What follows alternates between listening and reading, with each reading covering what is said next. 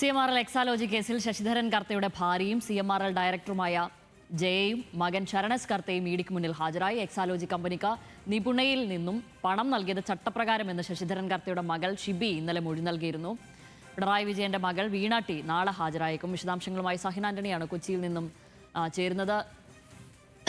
സഹിൻ, ഇത് നിപുണയിൽ നിന്നും ചട്ടപ്രകാരമാണ് പണം നൽകിയിരിക്കുന്നത് എന്ന് ഷിബി ശശിധരൻ കർത്തയുടെ മകളെ ഇന്നലെ തന്നെ മൊഴി നൽകിയിട്ടുണ്ട്. തീർച്ചയായും അപ്പോഴും എന്ത് സേവനത്തിനാണ് എന്നുള്ളതാണല്ലോ ഇതിൽ ഏറ്റവും പ്രധാനപ്പെട്ട ഒരു കാര്യം. ആ കാര്യത്തിൽ ഒരു വ്യക്തത വരുത്താനായിരിക്കുമല്ലോ പൂർണ്ണമായും ശ്രമിക്കുകയും ചെയ്യുന്നത്. വീണയും നാളെ ഹാജരായേക്കും എന്ന് പറയുമ്പോൾ ഇക്കാര്യത്തിൽ ഒരു വ്യക്തത വന്നേക്കും എന്ന് പ്രതീക്ഷിക്കാം, അല്ലെ? മറ്റു കാര്യങ്ങൾ ഇപ്പോൾ ശരണും ഇന്ന് ഹാജരായിട്ടുണ്ട്, ശശിധരൻ കർത്തയുടെ ഭാര്യയും ഹാജരായിട്ടുണ്ട്. ഇരുവരിൽ നിന്നും സമാനമായും സാമ്പത്തിക ഇടപാടുകളെ പറ്റിയും ഇത്തരം കാര്യങ്ങളൊക്കെ തന്നെയായിരിക്കും ചോദിച്ചറിയാൻ ശ്രമിക്കുക, അല്ലേ?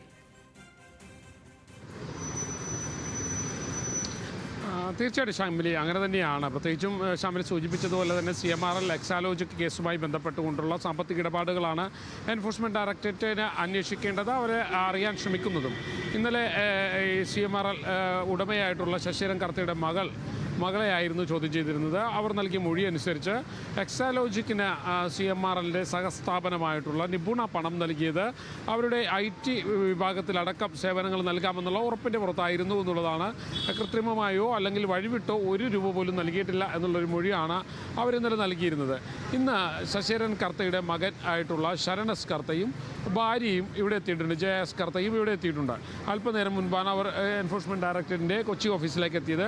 അല്പനേരത്തിനുള്ളിൽ തന്നെ അവരെ ചോദ്യം ചെയ്യൽ ആരംഭിക്കുകയും ചെയ്യും. ഇനി നാളെയാണ് സുപ്രധാനമായ ചോദ്യം ചെയ്യലുള്ളത്. അത് വീണ ടിയുടെ ചോദ്യം ചെയ്യലാണ്. എക്സാലോജിക്കിൻ്റെ ഉടമയായിട്ടുള്ള വീണ ടിയെ നാളെയാണ് ചോദ്യം ചെയ്യുന്നത്. മുൻപ് വെള്ളിയാഴ്ച ഇവരെ ചോദ്യം ചെയ്യാൻ തീരുമാനിച്ചിരുന്നു. എന്നാൽ ശാരീരിക ബുദ്ധിമുട്ടുകൾ പറഞ്ഞ് അവർ ആ ചോദ്യം ചെയ്യലിൽ നിന്നും ഒഴിവാകുകയാണ് ഉണ്ടായത്. അതുകൊണ്ട് തന്നെ നാളെ അവരെ ചോദ്യം ചെയ്യാനാണ് തീരുമാനം. ഈ ആഴ്ച 9 പേരെ ഈ കേസുമായി ബന്ധപ്പെട്ടുകൊണ്ട് ചോദ്യം ചെയ്യുന്നുണ്ട്. കണക്കിൽപ്പെടാത്ത 183 കോടി രൂപയിലധികം CMRL വിവിധ ഇടപാടുകൾക്ക് വേണ്ടി ചിലവഴിച്ചു എന്നുള്ളതാണ് SFIയുടെ കണ്ടെത്തലായി ഉണ്ടായിരുന്നത്. അക്കാര്യം തന്നെയാണ് എൻഫോഴ്സ്മെൻറ്റ് ഡയറക്ടറേറ്റ് പരിശോധിക്കുന്നത്. ഇതിൽ 2,73 ലക്ഷം രൂപ എക്സാലോജിക്കിന് CMRL നൽകിയിട്ടുണ്ട്. അത് വിവിധ സേവനങ്ങൾ പറഞ്ഞുകൊണ്ടായിരുന്നു നൽകിയിരുന്നത്. എന്നാൽ എക്സാലോജിക് വാഗ്ദാനം ചെയ്ത യാതൊരു വിധത്തിലുള്ള സേവനവും അവർക്ക് ലഭിച്ചിട്ടില്ല അല്ലെങ്കിൽ നൽകിയിട്ടില്ല എന്നുള്ളതാണ് SFIയുടെ കണ്ടെത്തൽ. ഇക്കാര്യം തന്നെയാണ് പ്രാഥമികമായി എൻഫോഴ്സ്മെൻറ്റ് ഡയറക്ടറേറ്റും കണ്ടെത്തിയിരിക്കുന്നത്. അതുകൊണ്ട് തന്നെ ഇതിൽ ഒരു ഉറപ്പ് വരുത്തുന്നതിനും ഒപ്പം തന്നെ ഏതെല്ലാം രീതിയിലാണ് പണമിടപാടുകൾ നടന്നിട്ടുള്ളത് എന്നറിയുന്നതിന് വേണ്ടിയാണ് ഇപ്പോൾ CMRL ഉടമകളെ വിളിച്ചു വരുത്തിയിരിക്കുന്നതും. ഇനി CMRL കമ്പനിയിലെ ഉദ്യോഗസ്ഥരെ അടക്കം ഇങ്ങോട്ടേക്ക് നാളെയും മറ്റന്നാളുമൊക്കെയായി വിളിച്ചിട്ടുണ്ട്. അവരുടെ ചോദ്യം ചെയ്യലും ഉണ്ടാകും. അതിനുശേഷമായിരിക്കും മറ്റു നടപടികളിലേക്ക് എൻഫോഴ്സ്മെൻറ്റ് ഡയറക്ടറേറ്റ് പോകുക. ഈ കേസ് ഏറ്റെടുത്ത ഉടൻ തന്നെ എൻഫോഴ്സ്മെൻറ്റ് ഡയറക്ടറേറ്റ് വീണ ടിയുടെ അടക്കം 12 ഇടങ്ങളിൽ പരിശോധന നടത്തിയിരുന്നു. അന്ന് വിവിധ രേഖകൾ പിടിച്ചെടുത്തിരുന്നു.